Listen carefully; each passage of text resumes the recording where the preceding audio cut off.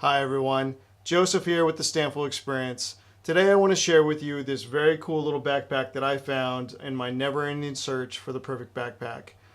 This backpack, however, was selected for the very specific task of accessing my video rig on the fly.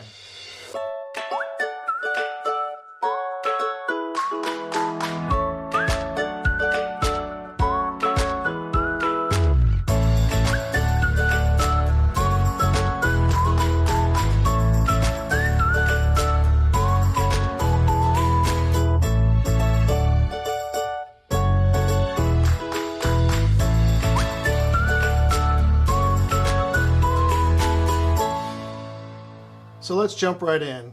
This backpack was picked up on Amazon.com, as most of my gear is these days.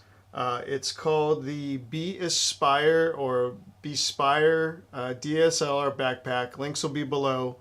And it was purchased for the very specific reason of accessing my video gear on the fly.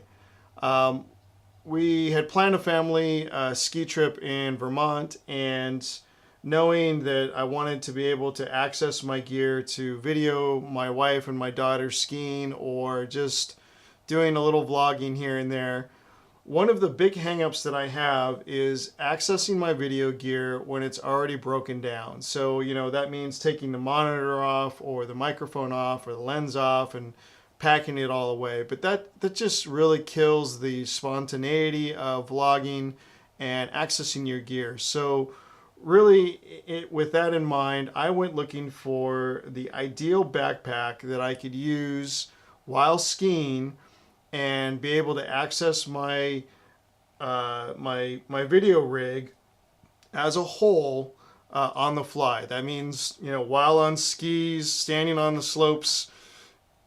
The idea was that I needed to be able to access the gear quickly so that I could video and then put it away quickly and carry on with whatever it is that I'm doing. In this particular case, skiing. So with that in mind, I needed to have a bag that was deep enough to house my entire camera assembly. So let's kind of pull this apart and let me show you what I've got going on here. So over the last, several months to a year, I've kind of developed what I think is the ideal setup for me. Now, as everybody knows, Sonys don't have a full articulated screen. You can't flip it all the way around. So for the most part, on a bright sunny day on the slopes, you're going to need an external monitor. I'm running the Feelworld 4K 4.5 inch monitor, which I did a full review on, or at least a fairly full review, and I'll link it up here so you guys take a look if you haven't seen it already. The format is more or less the way I like to use it. Right now I'm got on here the Sigma 16mm 1.4 lens, which is real kind of hot right now. Just recently came out, probably last 6 months. And I wanted to give that lens and this setup a try on the slopes. And although we didn't shoot as much as I had wanted to, just the weather just didn't cooperate. I did have my backpack with me the entire time.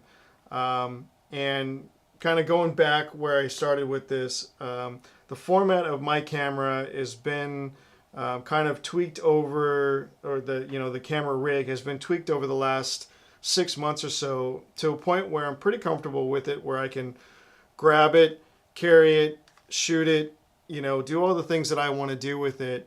I've got the flip screen, I've got kind of this GoPro mount where I can flip it around and do my, vlogging setup this way, quickly kind of flip it back around. I don't like using the little ball heads.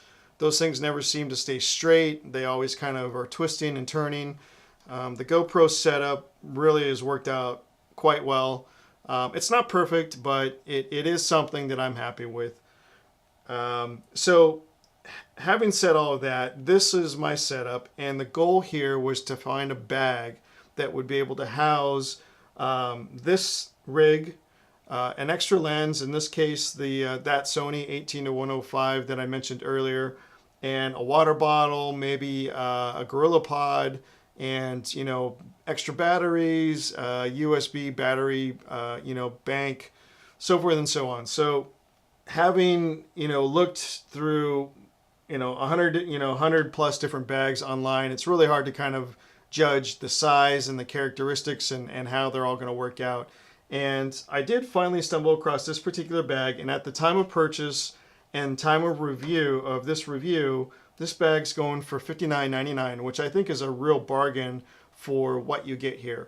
It's not a name brand bag that I'm familiar with. Maybe you guys are familiar with that particular brand, but the quality is really top notch. I am really impressed with what I get for the price that I paid.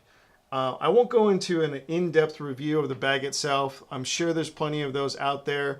Otherwise, ask questions in the comments below. I'll be happy to answer them. But the key here is that I found a bag that was deep enough, and you can kind of tell just by looking at it that it holds its shape. It isn't necessarily a soft bag in the sense that when there's nothing in it, it'll collapse flat. It holds its shape because it has an internal cell that comes out. And I won't take it all the way out just because I'm going to kind of keep this video short. But as you can see, it's a fully padded cell, which really provides a whole lot of extra room if you were to pull this cell out and just use it as a regular backpack, for clothes or hiking or whatnot. But for this particular case, I wanted to use it as a bag that housed a fully assembled camera, my fully assembled camera rig. I did a little bit of extra tweaking over the last couple days after I purchased the bag to kind of get everything within the width of the camera body itself. When you stuff this thing into the bag, you don't want too much pressure on the monitor, too much pressure on the microphone. It just, I wanted it to be nicely centered in the bag, kind of snug, but yet comfortable in there without feeling like, if I fall or if the bag takes a hit, things are going to get jostled to the point where they break. So let me show you real quick how quick and easy this is for me to stick in here. So basically, that's it. Pull the back up and zip it up.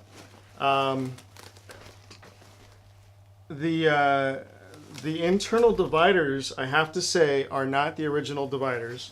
These dividers came from one of the many dozens of bags that I have, and the only reason I changed them out is because knowing that the monitor was going to be facing inward, I wanted to have a little foldable flap here to protect it from all of the other elements that I was going to be stuffing in this particular area. It was a water bottle, snacks for my daughter and myself, and so forth. So nothing too harsh, but yet at the same time I knew that even a water bottle cap could be pressing up against the screen of the monitor and it wasn't going to do good things to it. So I wanted to have a little bit of protection, and that's why I switched this out. So as you can see, I've got the Sony 105 or 18-105, which fits up in here.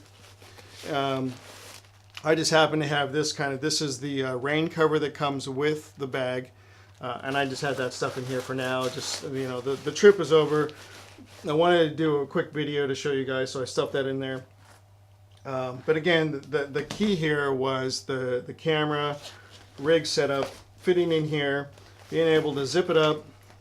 These zipper pulls are pretty awesome. I mean, they're a good, I don't know, 3/4 to an inch in diameter. You can really get your thumb in there, and when you got gloves on and you're on the slopes, it's a piece of cake.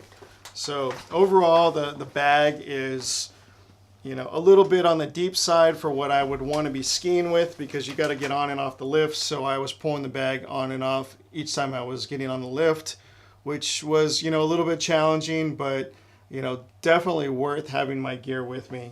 It's got the quick little pocket that you can pull out to put your tripod feet in and strap it to the front. You can also strap your tripods to the side. It's got a separate compartment for strapping your tripod or other gear to the side. In this particular case, I was sticking my GorillaPod in here along with a couple water bottles. It doesn't have a water bottle holder, which, funny enough, I never really use, but in this particular case, I wish I had one. So the Gorilla Pod was here, water bottles were here, you know, kind of close it up and cinch it down.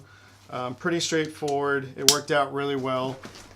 Believe it or not, I was even able to use these bungees to strap my my ski helmet to when I wasn't wearing it. Worked out really well. And then on this side you have that extra compartment, which was great for storing batteries, you know, my utility tool, my wallet, and so forth and so on. So, you know, there's not a ton of extra room here, you know, especially for the size of the bag, you know, and how deep it is. But it really all came down to having that direct access to my my video rig on the fly at any given time. So I could pull it out and turn everything on, and it was ready to go. I didn't have to assemble anything. The biggest challenge that I really had was pulling this, you know, neoprene cover off that I purchased to cover up the variable density that I have on here. So really, I mean, that was the biggest challenge, and if you know that says anything, that says a lot. It really performed beyond my expectations, especially for the price. You know, $60 US dollars is pretty cheap for a camera bag.